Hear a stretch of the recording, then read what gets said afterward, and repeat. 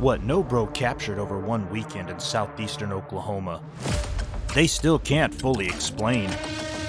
Strange sounds in the night, possible structures, and what may be the most compelling physical evidence they've ever collected. This is their investigation of Wister Lake. Watch out for something in LeFlore County.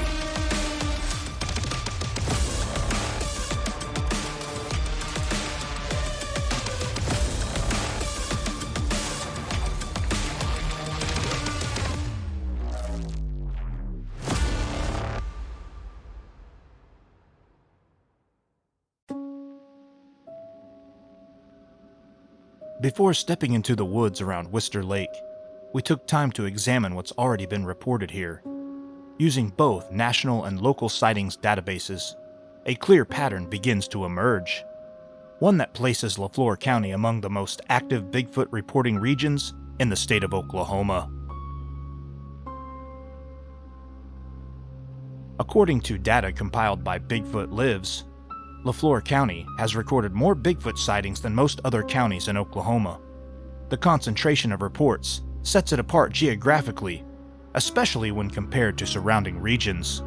These Kiamishi Mountains and Ouachita Mountains in southeast Oklahoma are unique. They're very, very old. Along with the Wichita Mountains in Oklahoma, some of the oldest mountains, even older than the Appalachians or the Rocky Mountains. They're very worn down. In southeastern Oklahoma, they are primarily sandstone, a lot of sandstone mountains, small creeks and tributaries that run through here. So the geography is some pine and a lot of hardwood. When a single county consistently generates this many independent reports, it becomes more than a coincidence. It becomes an area worth closer examination. From a national perspective, the Bigfoot Field Researchers Organization, or BFRO, maintains one of the longest-running and most structured databases of Bigfoot sightings in North America. Within roughly a 50-mile radius of Wister Lake, several Class A sightings, the strongest category of eyewitness reports, have been documented. One Class A report describes a large, upright creature jogging across a remote road near Cedar Lake at dusk. The witness initially believed he was seeing a bear, until the figure continued moving upright, disappearing into the woods. Another daylight report involves a witness observing a tall, bipedal figure walking along a highway near Big Cedar. Daylight sightings like this are rare, and they reduce the likelihood of misidentification. In yet another case, a trained BFRO investigator reported a daytime encounter near Honubby, a sighting that carries additional weight due to the observer's experience in the field.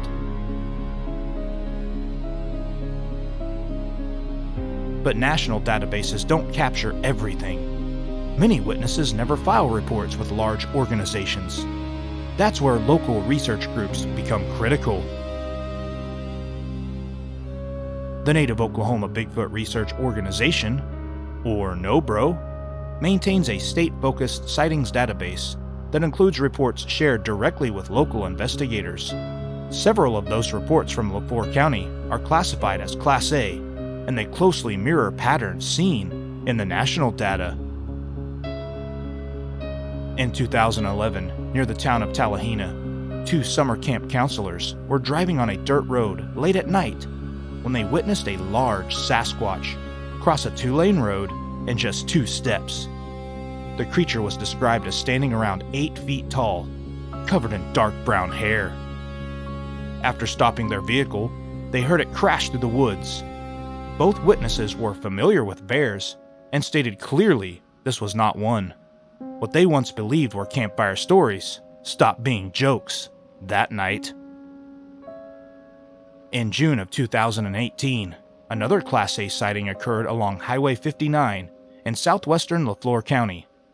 The witness was driving at highway speed when he observed a very tall, dark figure standing just feet from the roadway. He described black hair, an estimated height of 8 to 9 feet, and extremely muscular shoulders and arms. As he passed, he watched the figure turn and step back into the darkness. The witness later stated he had never believed in Bigfoot and that he would not drive that highway again.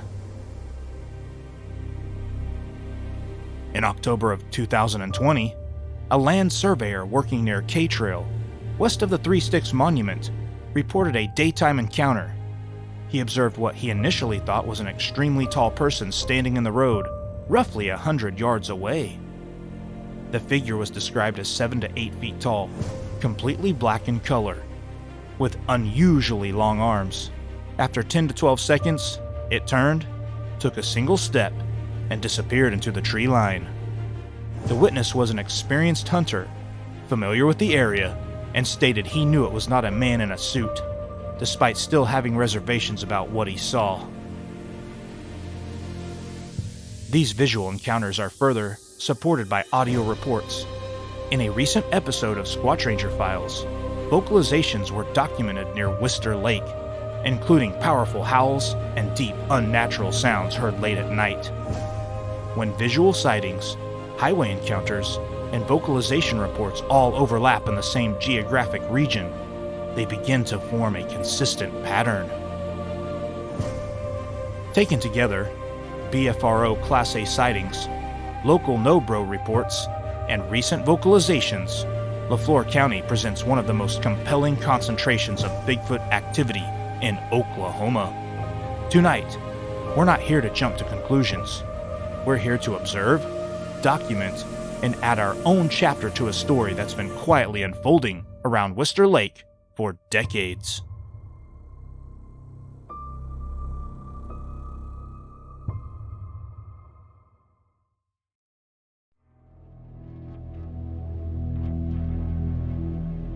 Before arriving in the field, NOBRO reached out to the surrounding communities near Wister Lake. Using social media, they asked a simple question: have you seen something you can't explain? What came back were first-hand accounts from individuals who say they've experienced something unusual in this area. Witnesses described large, upright figures moving through the trees. Others reported hearing unexplained vocalizations deep in the woods at night. And some spoke of encounters that stayed with them for years. These weren't stories from decades ago. These were recent, personal, and consistent with patterns we've seen across the region.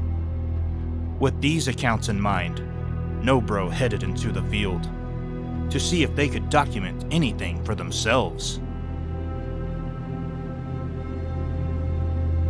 The investigation began on Friday, March 27th, at a location just outside the camp, Mountain View Cemetery. With reports of unusual activity in the area, they decided to run an overnight audio experiment. The group placed a recorder and left it running through the night, hoping something would answer. Hello, check 1, 2. Yeah, there we go. Alright, it's Friday, March 27th. This is Ryan White with NOBRO, setting out the audio recorder at Wister Cemetery around Wister Lake. It's 4:53, and we're going to continue walking around the cemetery. I'm going to leave the audio recorder. Did you see anything? A lot of deer signs. A lot of buck rubs. The next morning, they reviewed the audio recordings. What they found raised more questions than answers. A series of wood knocks, a sound commonly reported in Bigfoot encounters, often described as intentional and sometimes used as communication. But in this case, they never saw what made it.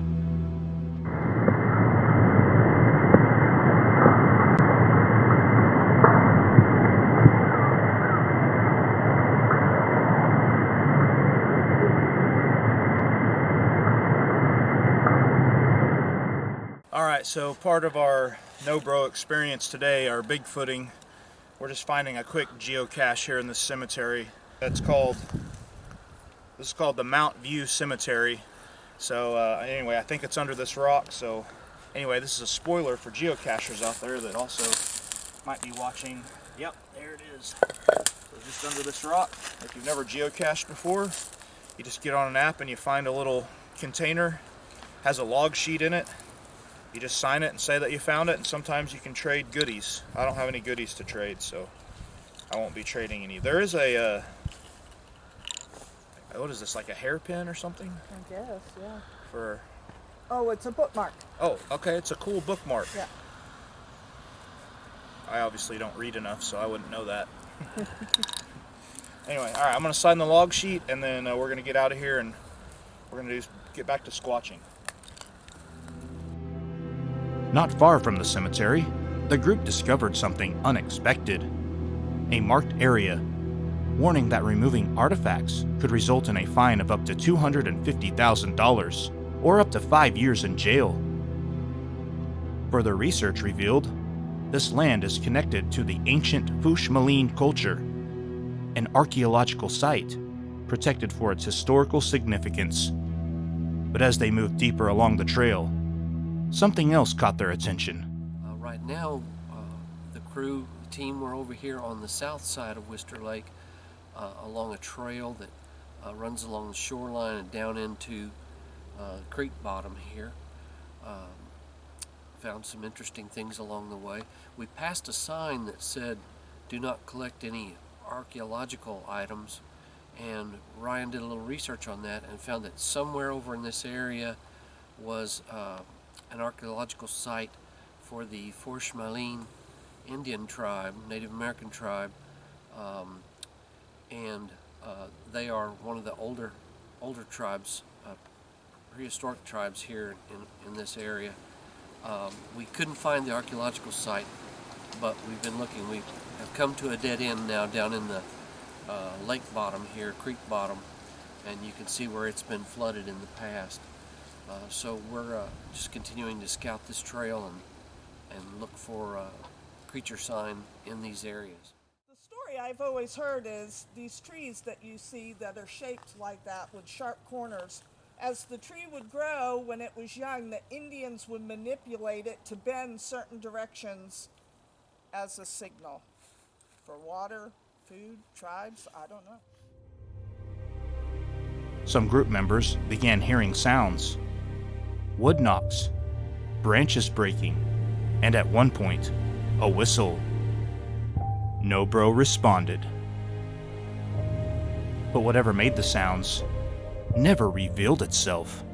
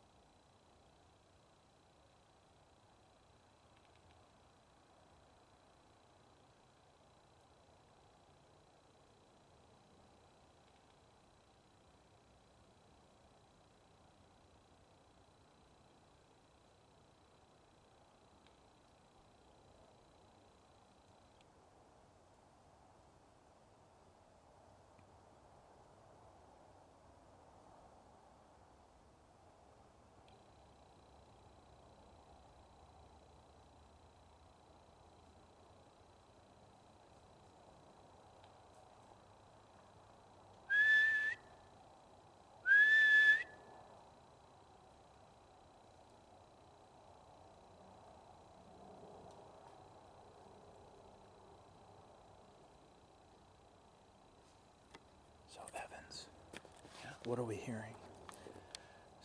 A lot of limb breaks. So Ryan will do a whistle, and then, oh, that's a pileated woodpecker.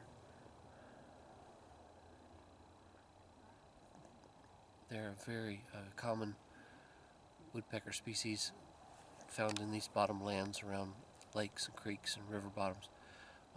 It's where the woody woodpecker character came from. But anyway, before that, when we were whistling, you would hear wood snaps and cracks back in the woods just far enough where we can't see.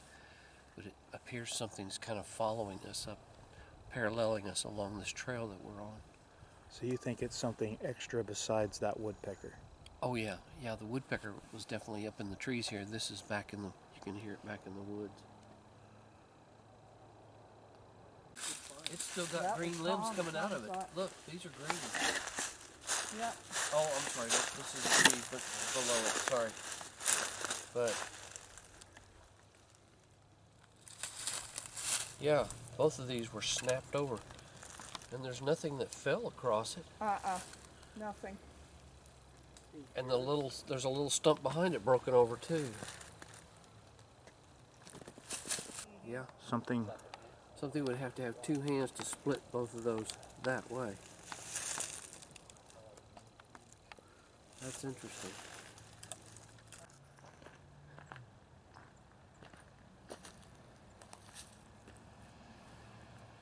Oh, this is close to the roadway too, Yeah.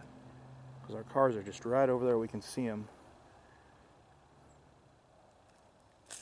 There's another piece here, and there's another piece there, but I don't see a stump where it fell from.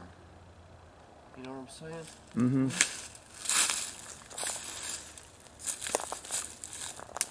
And I don't see where it broke off up there. It's almost like they were dragged there.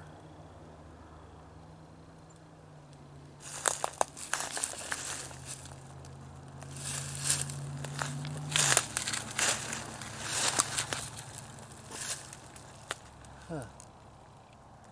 I don't know. That's really weird. I don't think it fell there on its own because I don't see anything initially. And there's no stump there or anything, or there's no tree that big there where you can see where it broke and fell. That's weird. That does look like it was placed in there.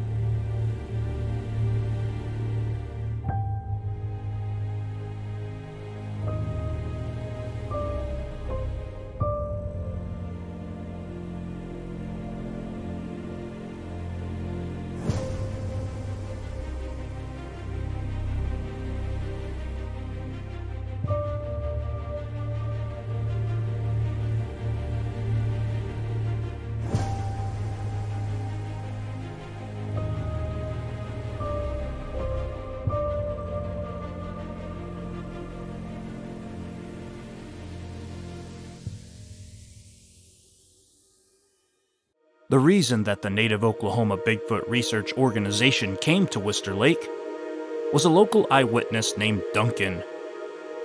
His encounters in this area are what brought the team here. We were drawn to this area by an eyewitness who's coming to show us around and give us a tour of the area and his hunting spots and where he heard vocalizations, and we're looking forward to seeing him. Anyway, we went yesterday on the hike and heard some wood knocks, some wood snaps, some possible whistles. But what Duncan showed the team next would take them further into the investigation. So the morning that I sent you the picture of the footprint that I found, we had walked in and we sat hunting for probably up till about noon. We decided since we didn't see anything, we were going to get up and we were going to actually walk the road up that we're going to go explore today. Well, we walked down the middle of the washout because everybody's mud bogged it that's able to get back there. So we walked the center of it. I watched for tracks through that kind of stuff all the time. We walked through it, never seen anything. So we go and we start walking down the hill into the draw, and we get down to where everything levels out. And we get about halfway down that road before it starts to go back up the other side. And we heard something come flying through the air. And it had a lot of speed behind it, because you ever had anything thrown at you, you could hear the wind off of it. And then we heard a thud off to our left. Well, she stopped, looked at me, and was like, "What was that?" I said, "It sounded like something got thrown at us." So we stood there and looking around, trying to look through the brush. And about that time we heard it hit the top of the trees to our right and fell to the ground. I said, "We're out, back to the truck. We're not gonna get nothing thrown at us and get hit by anything." So we turned and started back up the hill, and we come back to that little mud hole washout crossing. And that's when I found the print. So it had literally just moments after we walked through had crossed behind us, went into the right side where we had everything being thrown. Out of that, we walked this, didn't see anything. We got down here into this flat. And then as we stopped and was just looking around is when we heard something coming through there, and then a thud on this side. The rocks being thrown? The rocks being thrown from back in this. They came over and landed the other side. And then after the second one was thrown, we came back, and then that's when we found the print. So it had to have been right after we started So the question, down. was you walking on this road when they were throwing the rocks at you? Okay. We were smack dab in the middle down here. So it had to have been somewhere, and then waited for us to come down, and then crossed behind us and went in. Wow. Is what we believe happened. Sure. Because you don't see a print and then you come back and there's a print. Obviously something crossed behind you. Right. Well, it's still 5 inches.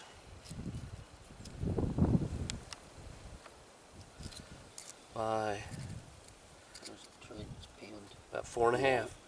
5 by 4.5. Oh, yeah. But yeah. it's pinned. Oh, sure is. That's a mighty big dog. That's back. And then there's a bigger one going out, and that one's crossing over, so that's an X right there. Usually X's are together, but there's a trail right there too. I had a morning when I went in while it was still deer season. And I went in probably about the same time I had the first encounter with the sounds and stuff. And I got back directly across from the pond, and I heard sounded like something heavy walking. And then I could actually hear like a hard breathing, deep, long.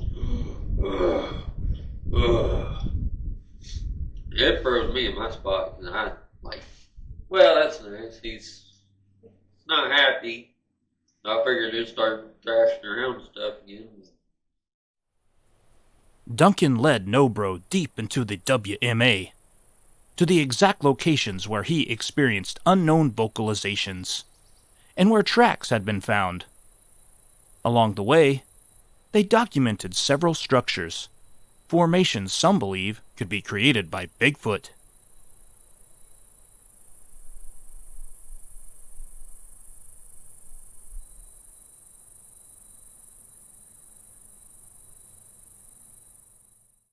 After our little encounter that we had, there's a lone tree that probably about as high up as this is.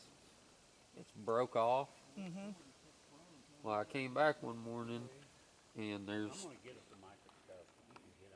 I thought it was a branch, but I think it's the top half of that little tree. It's laid out across the path that I walk in. Uh-huh. We were setting up that morning when when we first had our encounter. That pond's It's on right the back other over side of here, the right? pond. Okay.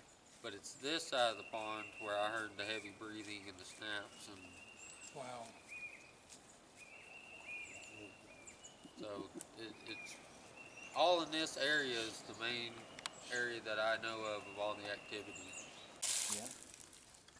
You said this is the area where you had the encounter? It's it. Right where we're standing? So we'd have been right here. And everything that we heard, all the thrashing and everything was over in that. And then when I recalled the growl behind us, it's down in what we just came through. And then whenever we heard it leave, that's the ridge straight ahead, and it bolted up that. It's directly on the other side of that, because we walked further down and then came in and walked that Low Water Creek. If you walk that back up and over, it brings you right here. So we are directly across from where the first prints were found after that all happened. But this is where everything got chaotic. All the hollering and brush thrashing, the growls, everything. And from the area we just walked through to get here, I made the comment that it was like a playground. And Tom said something like, what'd you say, Tom? It was a jungle gym? Yeah, I mean, there's just all kinds of structures, arches, activity, smushed down floor bedding. Duncan, what time of the day did that happen? Was that just right after you set up? We were in the middle of setting up.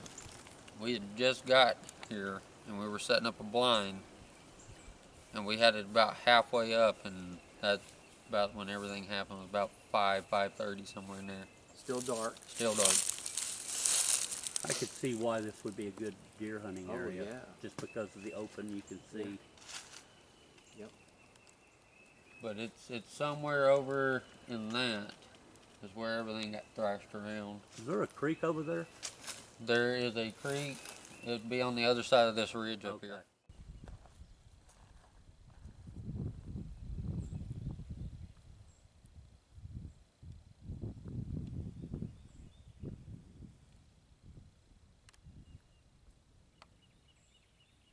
Picture of the other two.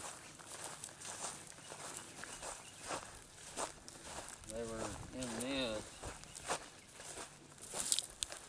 but it was heading that way.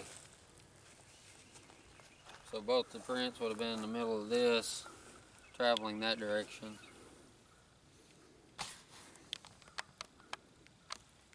It looked to me like that's a big one and a smaller one trying to head off somewhere. Alright, so you want to point where you think the toes are and where the width is? Toes, and then the width of the top of the foot. Okay. Mid-tarsal break. Show them where the mid-tarsal break's at. Yeah. Yep. And then you got about, yay. We don't You have think? Evan's Maybe. ruler with us, do we? No, we don't. Put your 13 right next to it. About right there. That's about 13. Yep, right around 13 inches. So that 12 would to be 13. the third different size, roughly, that we found out here.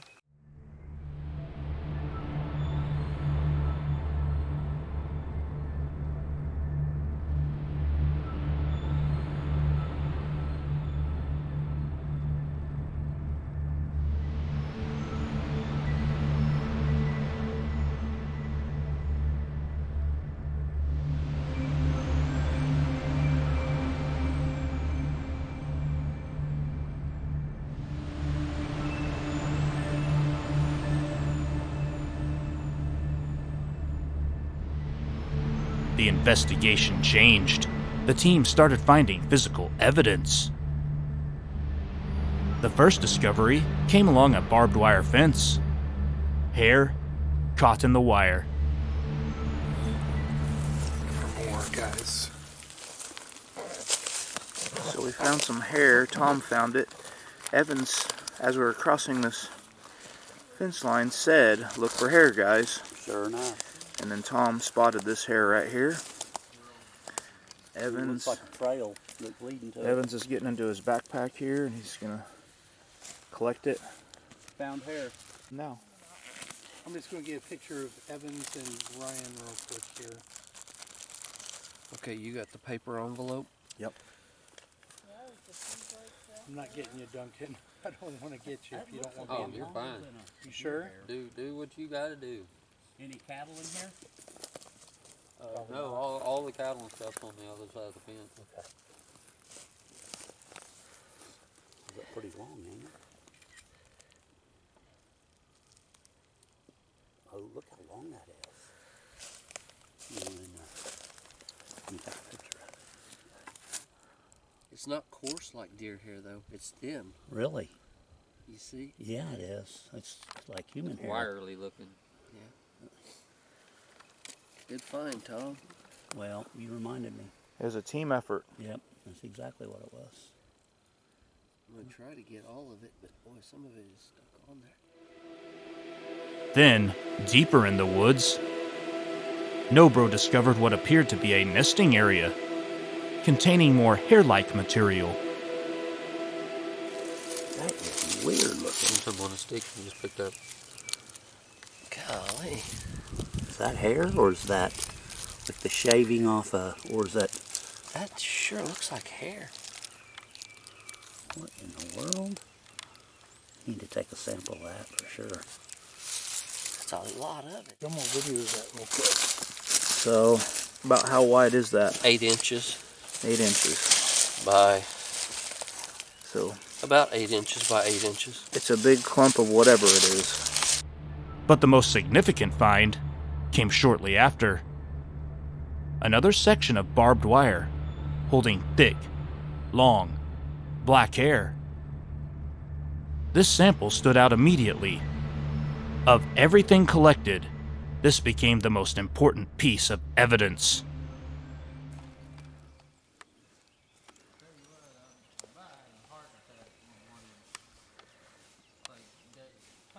It's pretty thick hair, pretty coarse. Yeah, wow. Here's Black too, ain't it? It's darker. Alright, that's some thick hair. Evans is collecting the hair, Wow, that is coarse. putting it in the envelope. It's really stuck on there too. I mean, I'm having to really pull. Oh, You want me to hold the line, keep look it in at, place? there might be some skin on that. Oh, let me Or is get it that. just, man, look how coarse that is and long it is. That's a long hair. It is.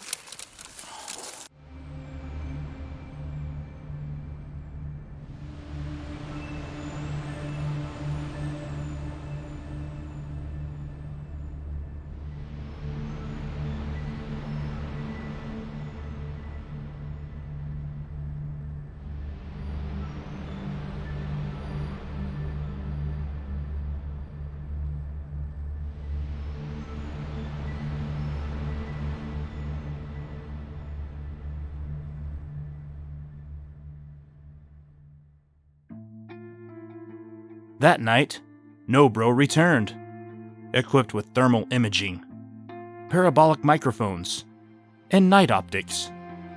They scanned the forest, listening, watching, waiting. But the woods remained silent.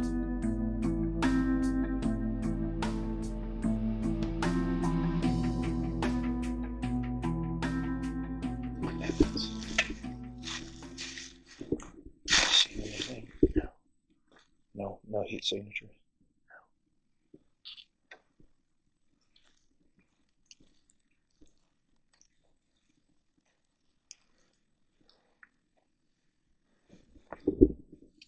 Jody, did you hear any sounds? I did not. Nothing. No. Okay. It's about 10:30. We just found a spot in the WMA from where our eyewitness, pretty close to his Encounter spot. Setting up post. Evans hasn't had any heat signature hits yet.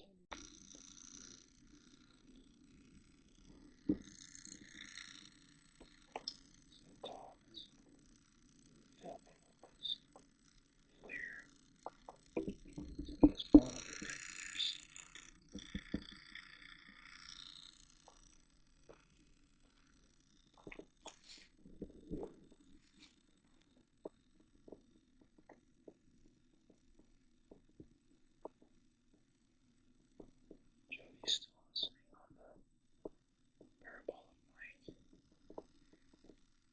Evans is on his FLIR scout.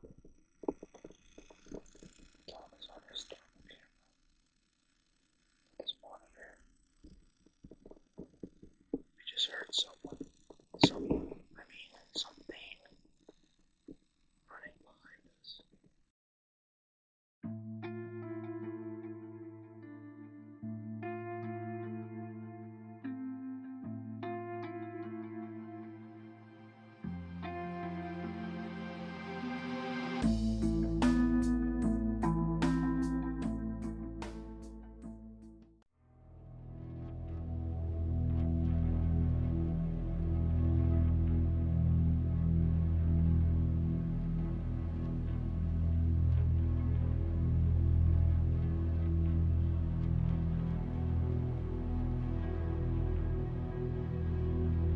By Sunday morning, the investigation was coming to an end.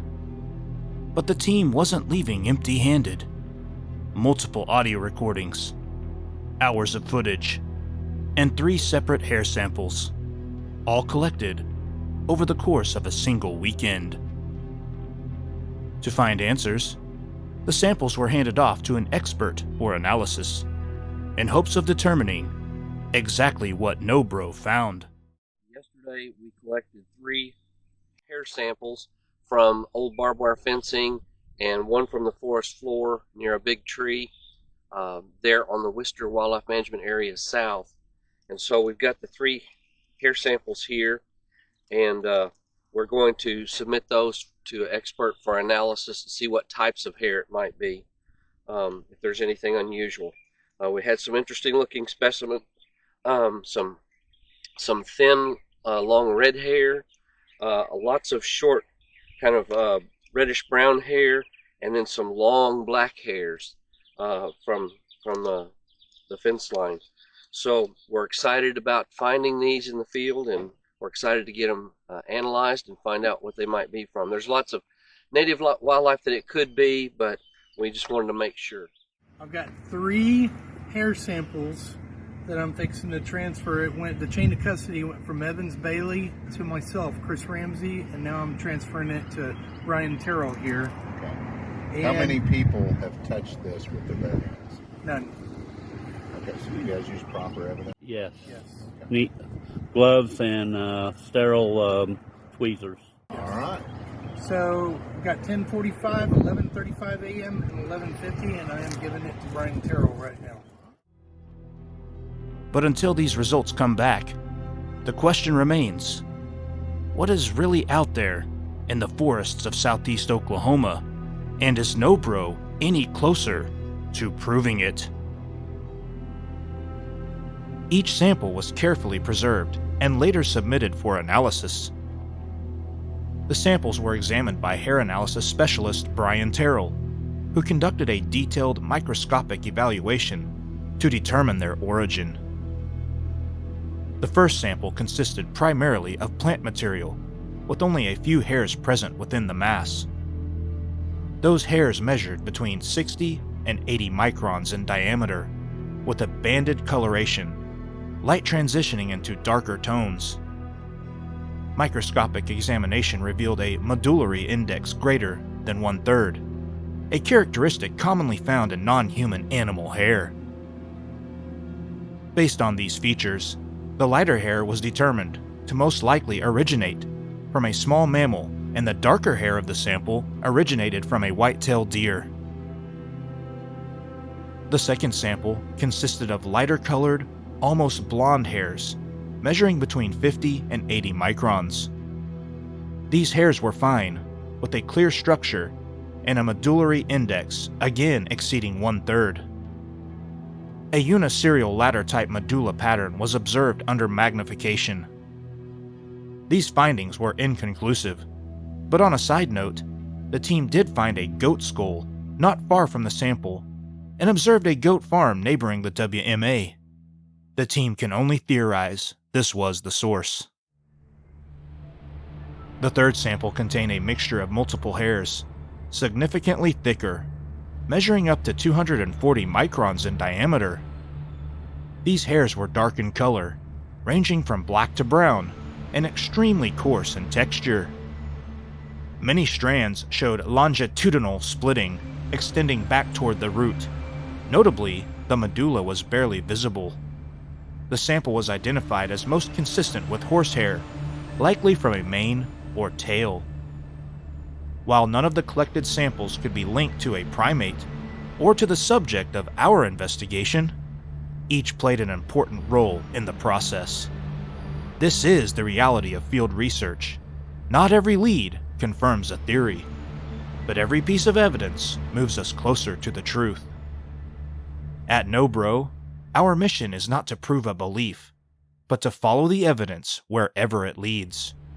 Through careful collection, professional analysis, and transparent reporting, we continue the search with integrity, because understanding the unknown requires more than curiosity.